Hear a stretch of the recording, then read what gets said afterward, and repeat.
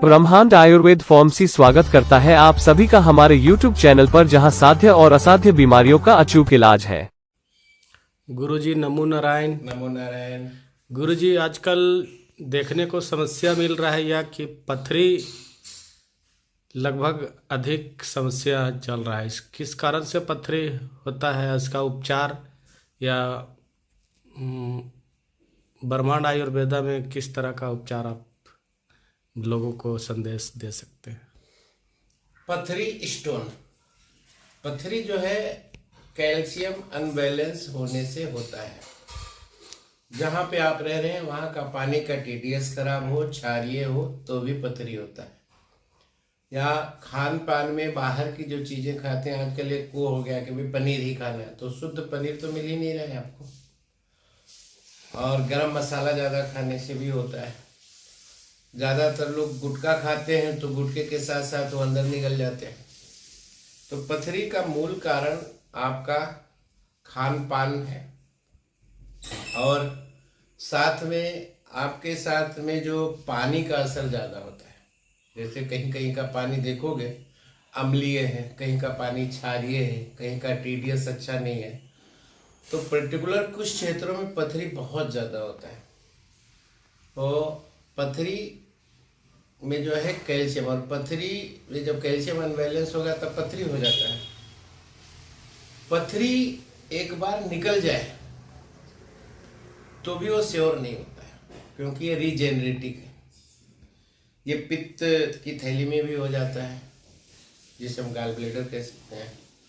और इसके लिए आपके खान पान में बहुत ज़्यादा बचाव की ज़रूरत है। जैसे आपको टमाटर बिल्कुल नहीं खाना होता है, क्योंकि जो टमाटर का बीज है वो काफ़ी नुकसानदेह होता है। बैगन तो आजकल लोग स्वाद में खा रहे हैं, लेकिन आयुर्वेद की परंपरा में जो है बैगन बिल्कुल नहीं खाना चाहिए, कि बैगन के बीज को पेट में डिजोल्व होने में लगभग 40 दिन लग जाते हैं। हमारी पाचन क्रिया उसको डिजोल्व करने में इतनी सक्षम नहीं है। कहने का मतलब बीज वाले जो फल हैं जिनमें कैल्शियम प्रोटीन की मात्रा ज़्यादा है उनको अवॉइड करना चाहिए। गरम मसाला कम खाना चाहिए।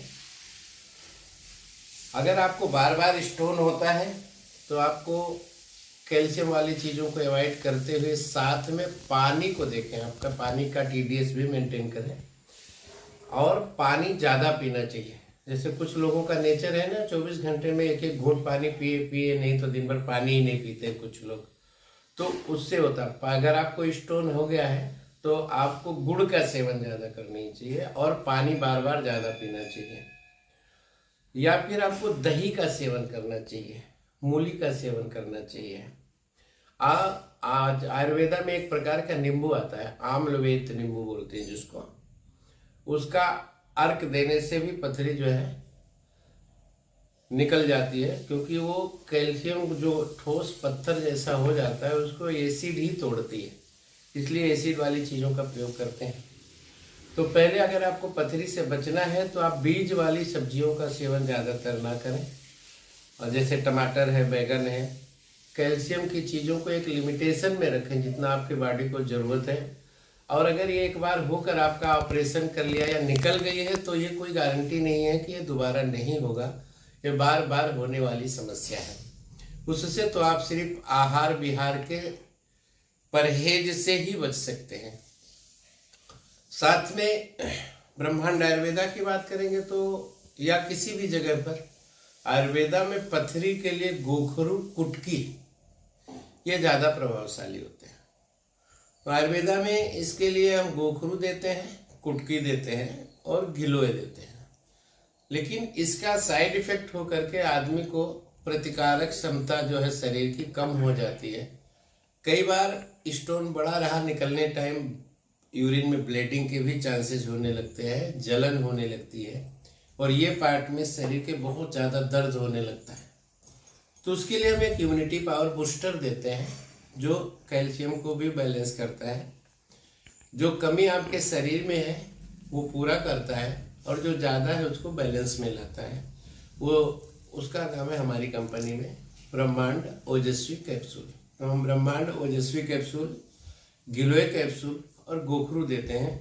जिससे स्टोन जो है गल जाता है। अब मान लीजिए एक लिमिटेशन है, क्योंकि आयुर्वेद धीरे धीरे काम करता है। अगर आप मान लीजिए किसी का 15 ml का है, 20 mm का है, तो वो तुरंत निकल जाएगा, ऐसी पॉसिबिलिटी नहीं होती है।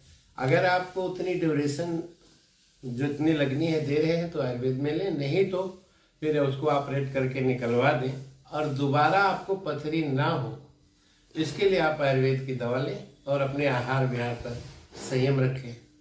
आशा करता हूँ आप इन सब चीज़ों को सुनेंगे, समझेंगे, स्वस्थ रहें, मस्त रहें, आयुर्वेद अपनाएं, रोग मिटाएं। नमो नारायण।